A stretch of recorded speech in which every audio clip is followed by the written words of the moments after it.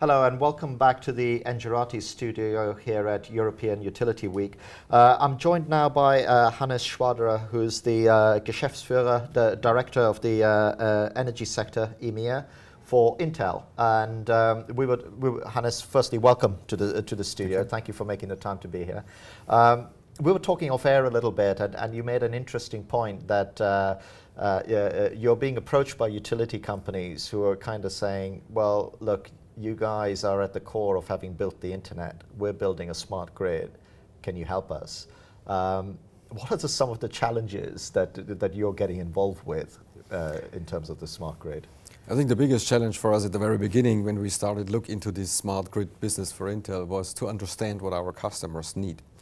We figured there are many similarities to what we did over the past 20 years in the telecommunications sector. We talked about telephony, today we talk about the internet. It's this single infrastructure, and it's pretty similar to what is going to be required if you look at smart grid.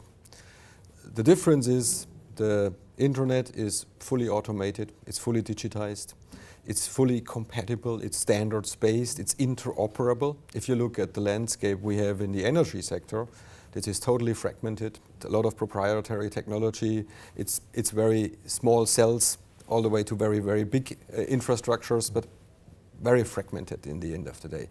Now, this infrastructure needs a parallel infrastructure that does sensing, measuring, provides information so you can manage this electric grid more efficiently. And over time, it will be automated, standards-based, just like the telephony or the communications network today. So we see a lot of similarities with a big difference that it's not the infrastructure itself. We're looking at a parallel infrastructure to an existing one that is in its architecture more than 100 years old. So you challenge a heritage that you need to deal with, but that's what we need to learn. Yeah. Well, there were some things around that were coming out yesterday. We had Paul in from Anglian Water, who was saying that they're trying to put a parallel infrastructure over the top of their water meters, but their water meters are 2 feet underground. So how are you going to start wirelessly communicating with something that's kind of 2 feet underground? So that just explains a little bit some of the challenge. The standards thing was coming through all the way through the interviews. Where do you think this industry is in terms of standards? I think, you quite rightly said that, the internet, TCP/IP, we're done. IPv4, giving us the next leg up. Where is this industry in terms of sorting out its standards? If you look at how the grid is operated today, we find a lot of proprietary solutions. So from the back-end management to the front-end management. So standards is not a big deal, let's say, in that industry. At the same time, everybody understands that if you want to digitize that infrastructure, it has to be standards-based for different reasons. If it's not standards-based, it's really, really costly. Yes. And the public discussion is already going on that from politicians, governments, regulators, utility companies, we need a build-out of the grid. But it's going to be paid by the consumer. That's not what we want. We believe that by IT, you can make it even more efficient, but only if it's based on standards. The second implication of standards is it has to become interoperable. Now, by regulation, we have decoupled the various players in the value chain from generation, transmission, distribution to retail. But if we have an end-to-end smart grid, if it's really smart, the database works together between these companies. So the information flow goes from the consumer to the substation, to the medium voltage, high voltage, all the way back to the generation of electricity. So you can plan, you can manage, you can control the entire system. Only then it will be smart if it's an end-to-end system. And that requires compatibility, requires standards. Otherwise, it will never work together. And in the internet, you've got a body like the IEEE who really drive all the standards. What do you think this industry can learn from the tech industry in terms of getting to the standards maybe faster? Because it strikes me as if all the conversations are still around standards, yet there is the European mandate to have smart grids everywhere, there is a danger, is there not, that we build out because there is this mandate, but if the standard issue isn't fixed, we could end up with something that actually isn't future-proof. Yeah, from an IT perspective, I think many of the standards that will be required to build such a secure, connected, end-to-end solution are already invented. You don't need to reinvent wireless communication, it's already there. Yes. IP is a standard. 2 years ago we talked to utilities and they thought, why would I want to pay a telco for transporting my data? I have my own grid. And it turned out the electric grid is not good enough to use it for data. So why reinvent standards that have been invented? I strongly believe that we will see an infrastructure that is pretty much alike the infrastructure we have in the communications industry today or the PC compute industry today. It's good, it's secure. In some cases we will need more real-time applications that we don't have in standard PC applications today, but that's solvable. It's not dependent on real standards. Where we need standards for sure is on security. I think there is a big concern if you digitize the electric grid. You can attack it with a virus. Yes. Stuxnet, famous story everybody Yes. knows. You don't want to have that in a electric grid. That's a blackout for a nation. It's actually a blackout for Europe. If you black out a country, Europe is black. Right? So that's the worst case.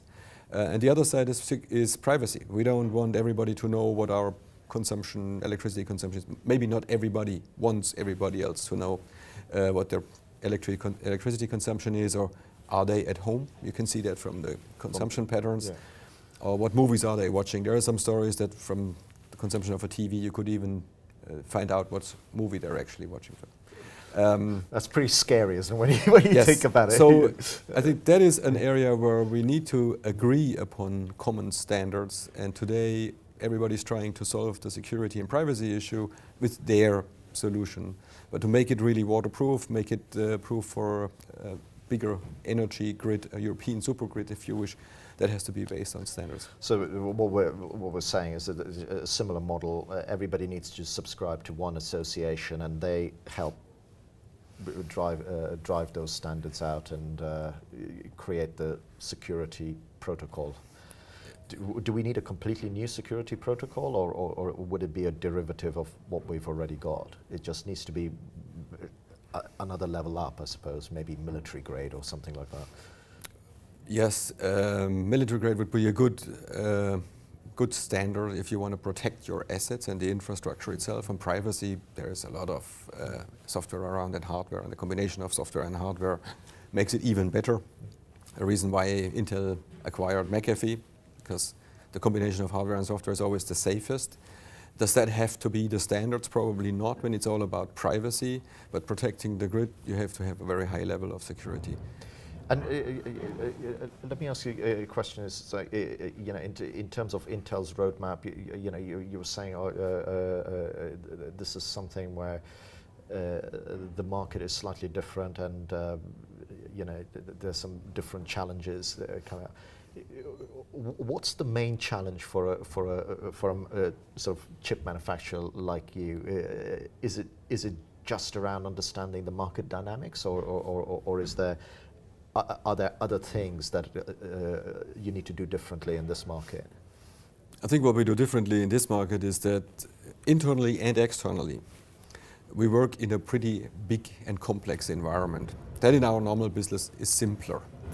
In the electric grid attempt that we are starting, we work with the regulatory, we work with scientific institutions because a lot of research is still being done. We work with Intel customers that are embedded customers of ours, so the companies who build wind turbines, and there's 8 chips in some of these wind turbines from Intel, so that's nice business. There is classic and traditional customers of ours, the manufacturers of PCs and servers that go into that business. And there is a huge ecosystem of system integrator software companies. Some of them we never heard of, startup companies, but they all have great solutions. So this is relatively complex to screen that environment. There's so many players. And it's pretty much the same internally at Intel. We have a service provider division that built a multi-service gateway that was meant for service provisioning. Great thing. And we figured it's a perfect solution if you want to run a secure metering infrastructure or gateway from your home. And it allows completely new business models. So figuring out what we have in building blocks in various divisions across a 105,000 employee company. That's a challenge in its own right. Challenging in itself, but we're making progress, and I think we've been speaking loud enough that people now come our way and say, hey, I have a great solution for you. So that's the other part. We're more than just a chip company. If you look a bit closer, we have so many parts to a potential solution for a smart grid. That's a positive surprise to me, what we have already in place, and we just need to pull it together. So I mean, that's interesting, because again, with digitization, you open up the potential of doing things differently and doing things in another way. So what you're saying is, hang on a minute, we may have half the solutions already, you just need to look hard enough. Exactly. Yeah, that's right. If you look what came to a surprise to me, the big data analytics is the big buzzword when you walk around the ground here. Yeah. It promises a lot of business to software, to hardware, a lot of data being generated, need to be processed.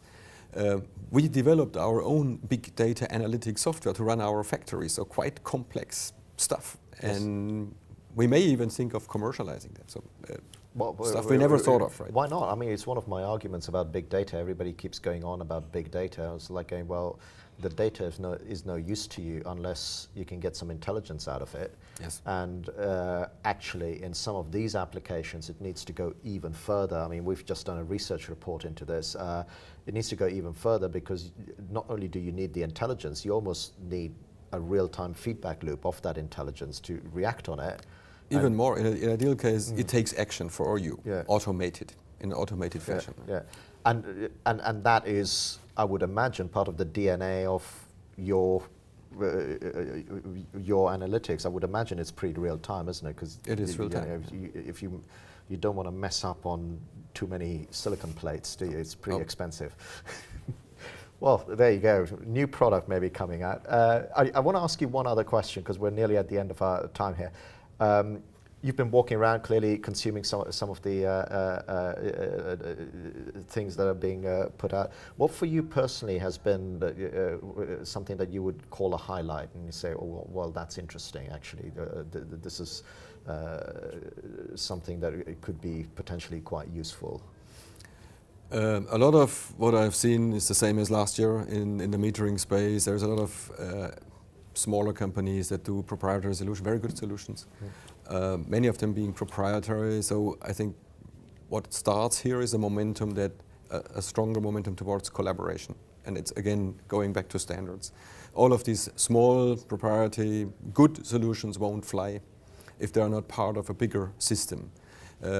Last year I was here, there was only a third of the show, pretty much looking at metering and home automation. We saw a lot of parts that will be important. This year I feel there is a high energy in let's make it a bigger system. Let's not look at the parts alone. A smart meter is not a solution to anything if it is not part of a bigger information system. So I think that is my positive remark to the show, is that there is a momentum towards let's look at the entire end-to-end solutions and not just at building blocks. So I think that is crucial. The second part is the so-called old industry is very present here. So companies that build the old infrastructure from transformation stations, which is copper, not silicon, right? Yes. Yeah. They're all present, Yeah. very far developed in their plans, very far developed in their strategies to address that market, because this is another part of the grid that needs to be refreshed or renewed or renovated, if you wish. Or needs a digital layer. Digitized. I didn't see that last year. That is a big change for us last year, and a very positive one. Well, it sounds to me like there's a real appetite with the industry to move forward and get on with it. And Thank you for those insights. They're valuable, and thank you for making the time to be here at the studio today. And this is all we got time for. There are more interviews on engerati.com, and obviously I alluded to the research we've done, and we touched on some of those subjects that were also highlighted in our research. And that all of that original research is also available on engerati.com. So we look forward to seeing you at another energy event soon.